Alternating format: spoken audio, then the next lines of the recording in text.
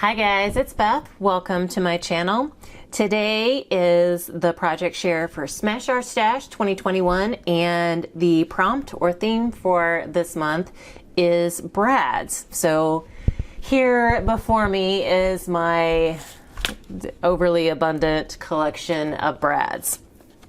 And it's funny, I posted a picture of my brads in a couple different places on social media, and someone had asked me, like, where do I find all the cool brads? Because, you know, the craft stores anymore don't have like the fun shapes, like the big flowers or whatnot. And I'm like, I really can't tell you, because most of what I have in my stash I've had for more than 10 years. Like, I don't ever buy brads anymore. I loved them for so long, and then I never think to use brads anymore when you have like enamel dots or like much easier embellishments. So the point of the Smash Our Stash collaboration is to get you to think about some of those oft forgotten items in your stash, or like help you to focus on getting them used up. So brads, I don't love brads anymore as much as I used to, but I wanted to make sure brads ended up in the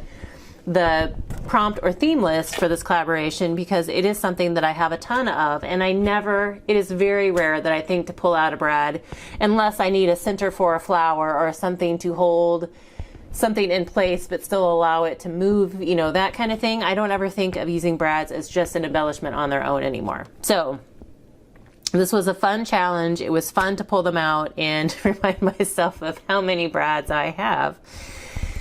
And it was kind of sad though, because I feel like I used a lot of brads, but you would never know. Like, I made no dent whatsoever in this stash. So this is, and a lot of these brads I inherited too, but I didn't turn them away. I kept them because I thought they were cool. So this is my stash of brads that I was playing with this month. And like I said, I feel like I used a bunch, and I did a couple different things with them. So I had some bookmarks that I had been working on finishing off. Like, they were glued together already and, you know, already trimmed down. I just needed to punch the holes, round the corners, and then add in the tassel part. And so I thought, well, I was looking through my stash and I had eyelet brads. I don't know if you know what I'm talking about, and I'll be able to show you very well. But eyelet brads, like, this is an eyelet, you know, it's open. No way I'm going to be able to show you that. You know, it's open, and you use an eyelet setter to flatten the back side, and it just kind of reinforces the hole. Well, I have eyelet brads, which are, gosh, there you go. They're open like an eyelet, but they have the brad prongs on the back. So I had some larger ones, and I decided to use them pretty much as an eyelet. So I punched my hole in the top of my bookmark like normal, and then I put my eyelet in, or my brad in, and then just put the prongs, you know, on the back side. But it just kind of adds a fun detail and reinforces the hole on the bookmark. So I don't know necessarily, you know, if I need to cover somehow. I think once I put my yarn tassels on, it'll kind of hide the sharpness of the prongs on the back a little bit. But so I did 10 of these, I guess, and I did at least use up all of those larger eyelet brads. Brad eyelet, I don't know what you want to call it. I just call them eyelet brads. So I did at least use up all of those big ones, but I still have a ton more in various colors. So, but that was the first way I used brads. The next thing I did was I pulled out my already paper punched stash. So I pulled out flowers, and I thought flowers would be a great way to use brads because you can use them as the centers on the flowers. So I started with, I had a whole bunch of like these white larger flowers, And so I just took a couple of them and layered them up and used these cute little gingham brads. They're like fabric covered gingham brads. I used those as the center, so I got a bunch of those. And then I just pulled out like different shapes of flowers, kind of layered up some different sizes. This one has a little brown brad in the center. On these, I had some red, like larger red brads that had orange dots on them. Oh, I used some larger, like pink and white ones. And then this one I think is really cool. It almost looks, I was going for a poinsettia originally because I think that's what my silhouette file was for, but just with the few layers that I had cut, when I put it together, it kind of looks like a lily, like a water lily kind of flower, I think. So anyway, I've got a whole bunch of flower embellishments now that I can use whenever. And so here's one. I even used a little flower brad for the center. So all different kinds of brads, all different colors, and made a whole bunch of layered flowers. So that was kind of like the most obvious use for brads that I could think of. And if you know me, if you follow me for a while, you know I am struggling to get caught up on scrapbook pages. So I do try to incorporate a scrapbook page into every project that I do. So I was like, okay, how can I use brads on my scrapbook page? And another question I got when I shared the picture of my brads was, do you pick the brads to go with your project, or do you pick your project based on the brads you want to use? So my answer to that is both. So in the two examples that I just showed you before, the bookmarks and the flowers, I just picked brads that happened to go with, you know, that project I was working on. For this, I wanted to finish using these cute little pink gingham brads because they were so cute, and you know, pink is my favorite color. And I looked through the pictures that I had from 2013, and I found these with Avery, and she had that bright pink heart on her top. And so I thought, okay, I can use the brads with those.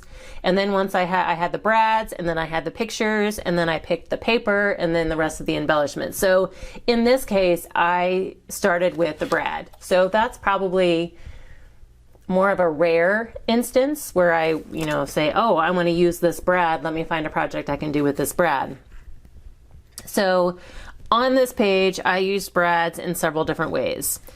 I used these pink gingham ones kind of just as embellishments. Like I've got a little cluster of them down here at the bottom, and then I had 5 left. So, and I have 2 at the top here. So that used all of those pink gingham brads. And then I had some spare part letter brads. And they're like in a, I don't know what finish you want to call that. Like a tarnished silver maybe.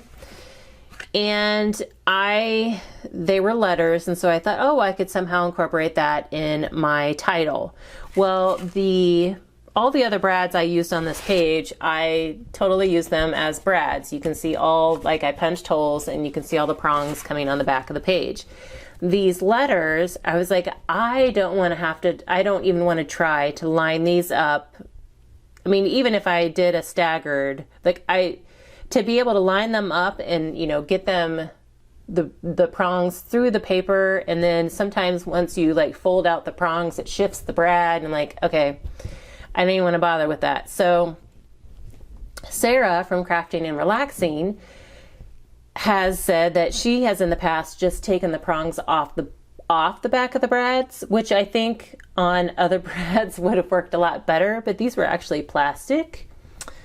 And so I got them off, like I twisted and managed to get them off, but it kind of, in some cases, like dented the letter itself. So what I ended up doing is I took took the prongs off, and then used some foam tape, like small foam tape behind it, to kind of raise them up and help kind of flatten out the top of the brad. So didn't work quite as good as I hoped it would, but I was able to incorporate it with my letter stickers here to make my title. So that was the second way I used brads on the page. And then the third way was just to anchor like this little label, like just kind of act as it.